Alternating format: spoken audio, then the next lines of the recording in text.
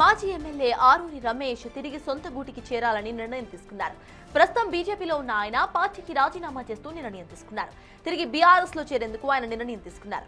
ఆయనను సొంత గూటికి తీసుకొచ్చేందుకు గత కొన్ని రోజులుగా మాజీ మంత్రి ఎర్రబెల్లి దయాకర్ రావు, పల్లా రాజేశ్వర్ చేస్తున్న ప్రయత్నాలు ఫలించినట్టే కనిపిస్తున్నాయి. 2023 అసెంబ్లీలో ఓటమి తర్వాత బీజేపీలో చేరారు ఆరూరి. అంతేకాకుండా బీజేపీ అభ్యర్థిగా వరంగల్ ఎంపీ స్థానం నుంచి పోటీ చేసి ఓడిపోయారు. అప్పటి నుంచి బీజేపీకి అంటీ ముట్టనట్టుగానే ఉంటూ వస్తున్నారు ఆయన.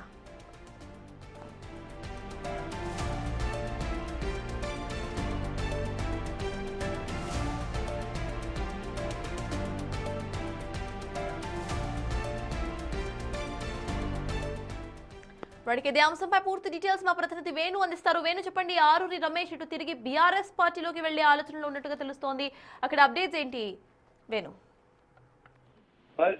స్టేషన్ కన్పూర్ నియోజకవర్గానికి ఉప ఎన్నిక రాబోతోంది. అక్కడ బలమైన క్యాండిడేట్ కావాలంటూ గత కొద్ది రోజుల నుంచి బీఆర్ఎస్ చెందినటువంటి అధిష్టానము అభ్యర్థుల వేటలో ఉంది. అయితే తాతికొండ రాజే అక్కడ సాహసమైన నాయకుడు కాదు, సో తనకు టికెట్ ఇచ్చినా ఓడిపోతారని భావిస్తూ ఆరూరి రమేష్ గతంలో 2 సార్లు వర్ధనపేట నియోజకవర్గం నుంచి బీఆర్ఎస్ తరఫున ఎమ్మెల్యేగా గెలిచారు. తాను 2024 మార్చి 17న బీజేపీ పార్టీలోకి వెళ్ళడం, ఆ తర్వాత మేలో జరిగినటువంటి ఎంపీ ఎన్నికల లోపల బీజేపీ అభ్యర్థిగా పోటీ చేసి ఓడిపోయారు. ఆ తర్వాత కూడా తనకు బీజేపీ పార్టీ లోపల సరైనటువంటి స్థానం దొరకట్లేనటువంటి భావనతో కొంత సందిగ్ధంలో ఉన్న పరిస్థితి. సో ఈ నేపథ్యంలోనే మాజీ మంత్రి ఎర్రబెల్లి, ఎమ్మెల్యే పల్లా అధిష్టానం ఆదేశాలతోని గత వారం రోజుల చర్చలు జరిపారు. ఇక 2 రోజుల క్రితము తన స్వగ్రామం జఫర్గఢ్కు వెళ్లి ఆడ రహస్య సమావేశం జరిపిన తర్వాత బీజేపీ పార్టీకి రాజీనామా చేయడానికి తనను ఒప్పించారు. ప్రస్తుతము ఆయన సభ్యత్వానికి, బీజేపీ ప్రాథమిక సభ్యత్వానికి రాజీనామా చేస్తూ ప్రకటన కూడా విడుదల చేశారు. మరొక 2-3 రోజుల్లో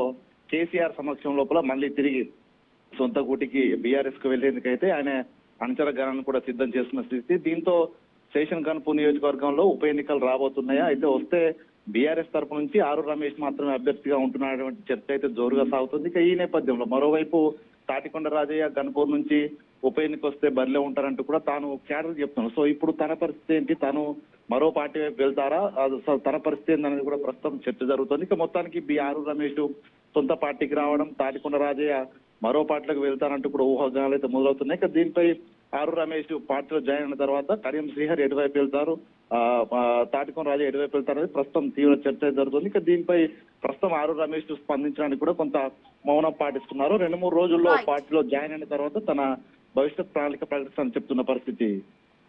Yes, thank you, Venu.